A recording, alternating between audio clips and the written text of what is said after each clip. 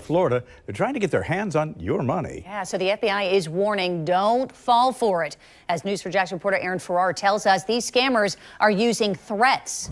And we are seeing ICE presence here in Northeast Florida this week. Right. Agents were spotted running joint operations with FHP throughout our area. At 4:58 a.m. on a freezing Tuesday in Chicago, the marble corridors of City Hall were almost silent. Janitors were working the 5th floor. A security guard was finishing coffee near the south elevator bank. Snowmelt ran off boots onto the black and white tile at 121 North LaSalle, and the building still felt like what it was supposed to be. A place of ordinances, permits, payroll, and public trust. Then the federal teams came through the doors. FBI agents moved on the mayor's suite. ICE, Homeland Security Investigations, took the records office. DEA personnel secured the lower loading entrance. Treasury investigators followed with sealed asset paperwork. Nobody shouted for long. The operation had been timed to the minute because the target was not just a person, it was access. Inside Mayor Thomas Keegan's private scheduling office, Python agents found a locked walnut credenza bolted to the wall. Behind it was a shallow hidden compartment fitted with signal-blocking foam. Inside were 3 encrypted phones, 2 campaign ledgers, bearer bond certificates, and a city route map marked with 19 coded lines running from Chicago into Indiana, Wisconsin, Missouri, Texas, and back again through cash collection points. That was the first shock. The second came 1 floor below, where a warrant team opened a municipal archive cabinet labeled Zoning Compliance and pulled out corporate binders for 14 shell companies, each tied to sanitation contracts, freight firms, or demolition vendors already under quiet surveillance. Untucked between them was a handwritten list of initials matching 12 city officials and a notation that changed the case instantly. Mayor final approval on corridor protection. By sunrise, 7 government offices had been raided, 5 luxury properties were already under seizure notice, and federal prosecutors were preparing to describe City Hall not as a victim of infiltration, but as one of its operating nodes. To understand how Chicago got there, investigators had to go back to a shipment that looked routine. The case began 11 months earlier at an intermodal yard in Bedford Park. A private freight inspector flagged a refrigerated trailer because its outbound weight did not match the manifest. The load was listed as imported peppers bound for 2 restaurant distributors on the southwest side. The paperwork was polished. The temperature logs were consistent. The seal number checked out, but the axle pressure was wrong. ICEHSI opened the trailer with a custom support team and found nothing suspicious in the first 10 feet. Then a mechanic tapped the front bulkhead and heard the hollow sound that changes careers. Behind a fabricated insulation wall were vacuum-sealed bundles of bulk U.S. currency, stacked in polymer sleeves and tagged by root code. Total count, $2.4 million. A cash seizure alone would have mattered. What made this different was what was wrapped around it. Agents recovered 3 city parking placards, a visitor pass to the Department of Fleet and Facility Management, and a dispatch sheet stamped with a demolition subcontractor authorized to move debris through restricted downtown corridors without routine delay. A week later, DEA teams hit a stash site in Little Village and seized 41 kilograms of fentanyl powder, 96 kilograms of cocaine, and a second document package carrying the same contractor identifiers. That pushed the matter into Joint Task Force status. FBI public corruption squads began reviewing municipal vendor records. Treasury analysts followed wire transfers through a consulting entity called Lakefront Civic Strategies and a waste-hauling firm named Midway Recovery Solutions. Both had city work. Both had almost no employees. Both were paid too much, too fast, and in patterns that lined up with warehouse leases near freight corridors. Then the first political anomaly surfaced. A city inspection sweep scheduled for 2 suspect warehouses was canceled with less than 2 hours' notice after a call from the mayor's intergovernmental office. And that could have been bureaucracy. It could have been coincidence. Investigators stopped using both words after the next seizure. The next seizure came in Cicero, then another in Hammond, Indiana, then one more near Kenosha, Wisconsin. Each looked separate on paper. Different trucks, different cargo, different front companies. But when analysts overlaid toll reader data, fuel purchases, municipal contract awards, and burner phone geolocation, the pattern locked into place. Chicago was not the endpoint. It was the switchyard. The network used 8 distribution warehouses spread across Little Village, McKinley Park, Back of the Yards, Bedford Park, Gary, Joliet, Waukegan, and East St. Louis. Product moved north through produce carriers, south through demolition equipment haulers, and east through packaging suppliers that also transported bulk cash. The money did not merely follow the drugs. It moved on its own lanes, 19 trafficking and cash routes engineered to look like ordinary regional commerce. Follow the first ledger and the mayor's office stops looking like a political center and starts looking like a control desk. Federal accountants identified 14 shell companies tied to the operation. Lakefront Civic Strategies handled consulting invoices. Midway, Recovery. Solutions carried sanitation-related contracts. Prairie Meridian Development held warehouse leases. Harborline Import Services processed cross-border freight documentation. 3 more entities acquired properties, paid retainers, and laundered funds into campaign committees, legal trusts, and luxury real estate. By month 6, our prosecutors believed they were looking at a cartel-linked laundering scheme worth at least $900 million. Not because they had found all the money, but because the money they had found kept pointing to official protection, inspection delays, permit accelerations, emergency procurement waivers, selective towing contracts, parking enforcement freezes near transfer sites. Each decision looked administrative in isolation. Together, they formed a protection grid. Then FBI surveillance teams watch Deputy Procurement Commissioner Lena Ortiz enter a South Loop garage with a city-issued laptop bag and leave 10 minutes later without it. The recipient was a freight broker already on the task force wall. When agents later recovered the bag under warrant, they found route spreadsheets, sealed vendor reviews, and a note in blue ink. TK. Abba wants this kept off committee paper. At that point, the case crossed a line. It was no longer about corruption around trafficking. It was about corruption making trafficking possible. The machinery of the scheme was sophisticated because it was built from systems already trusted by the city. Emergency demolition contracts allowed trucks to move at odd hours with limited scrutiny. Municipal sanitation subcontractors had access to depots, transfer lots, and garage lanes that patrol units rarely treated as high risk. Vendor preclearance gave front companies a reason to enter secured buildings, obtain route badges, and circulate invoices that looked like routine government spending. What looked like bureaucracy was actually camouflage. The narcotics corridor began in western Mexico, crossed through Laredo, and split into commercial freight channels headed for Illinois and Indiana. A second international corridor moved laundering proceeds through Panama-linked accounts and import-export invoices that disguised bulk cash as equipment financing and materials reimbursement.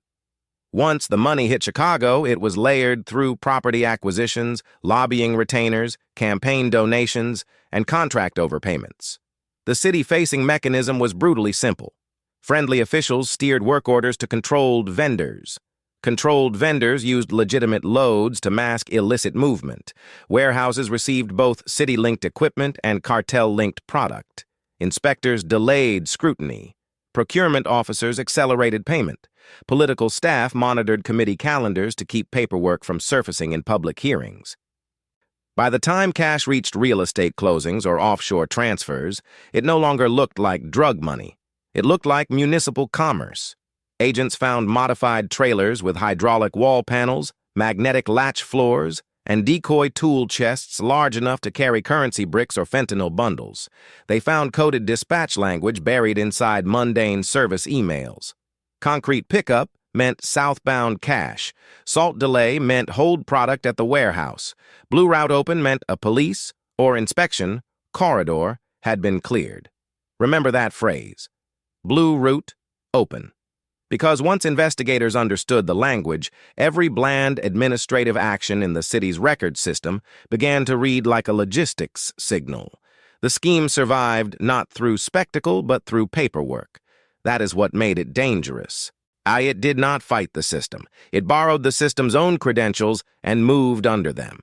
Mayor Thomas Keegan was the public face of reform politics. He campaigned on procurement transparency, neighborhood investment, and contract cleanup.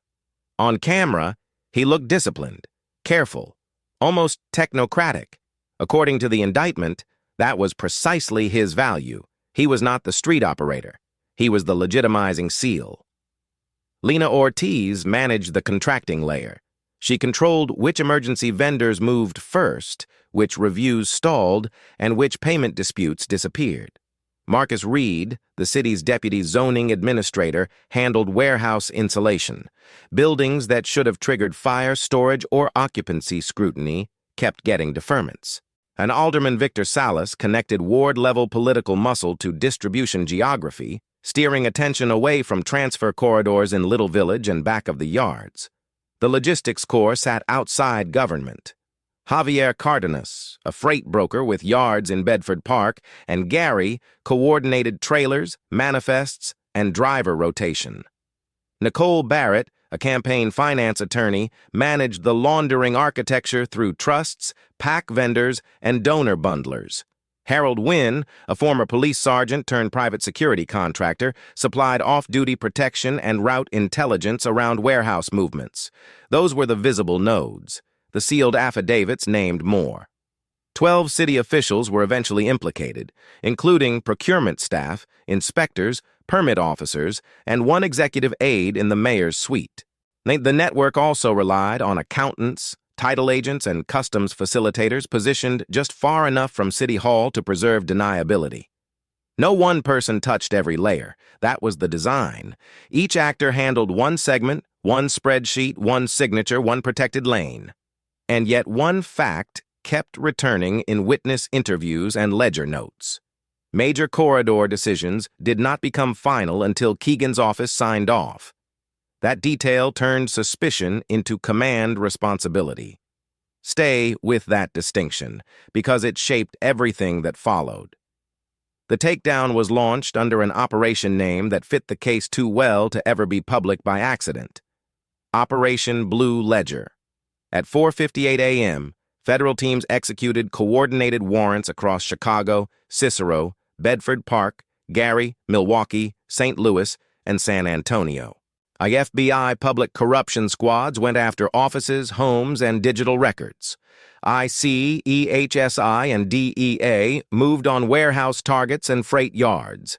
Treasury served emergency freeze orders on banks, title companies, and escrow accounts.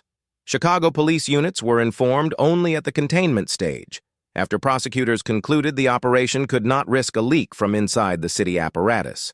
The first wave hit government, City Hall, Fleet and Facility Management, the Department of Procurement Services, 2 zoning offices, a records annex, the office of an alderman whose committee assignments lined up too neatly with route protection. 7 government offices were raided before most of downtown had turned on its lights.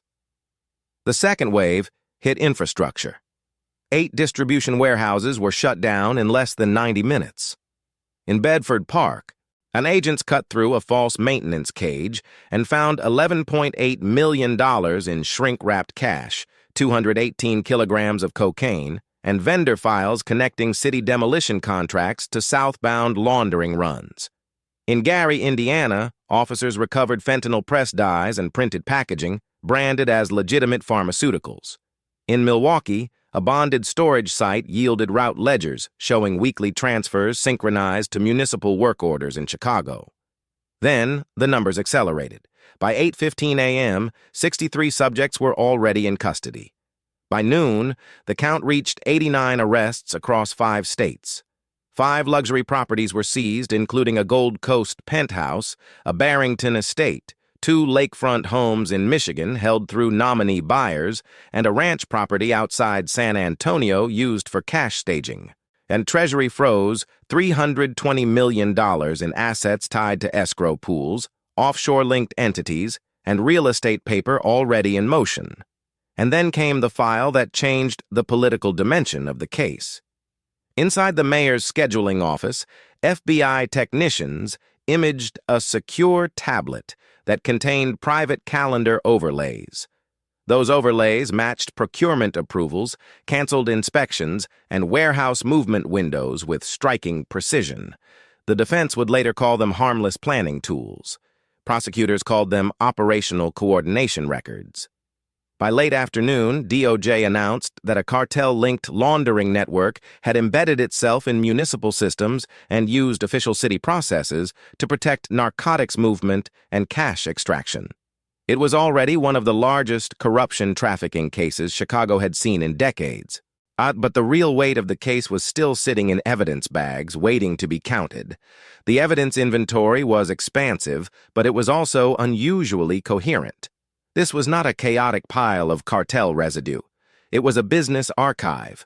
Agents cataloged 14 shell companies, 19 mapped trafficking and cash routes, 28 encrypted devices, 11 route ledgers, 73 bulk currency bands coded by corridor, and thousands of pages of city-linked procurement records. They seized 352 kilograms of cocaine, 118 kilograms of fentanyl powder, 9 pill presses, 42 firearms, and $27.4 million in immediate bulk cash. Treasury and FBI forensic teams traced the broader laundering system to $900 million in cartel-linked movement and froze $320 million before it could clear into secondary entities. And property records connected 5 seized luxury holdings to layered LLCs controlled by Nicole Barrett's legal architecture. Vendor databases showed emergency payments flowing to firms with no equipment, no payroll depth, and no credible work history. Access logs placed public employees in warehouses and freight yards with no municipal purpose.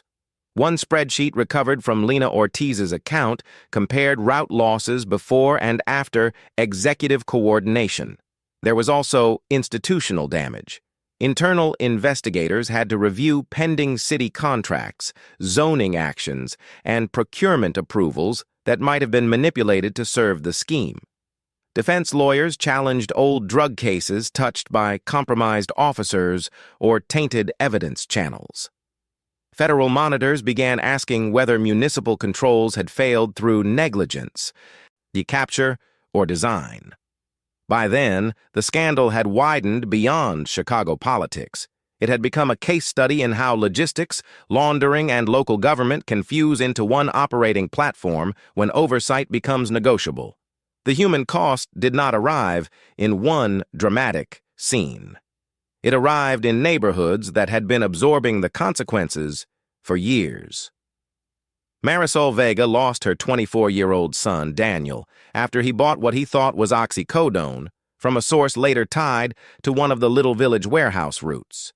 Anthony Reed, a delivery driver from Gage Park, overdosed on fentanyl-laced cocaine that investigators traced to a corridor protected during a week when 2 city inspections were quietly postponed. Their families did not care which memo was signed or which shell company held the lease, and they cared that the poison kept moving while officials were being paid to look away. There was another cost, less visible, but just as corrosive. City workers who had never touched the conspiracy watched public confidence collapse around every badge, permit, and invoice in the building. Honest contractors were pushed aside by front companies. Residents who already distrusted government got confirmation of their worst suspicions.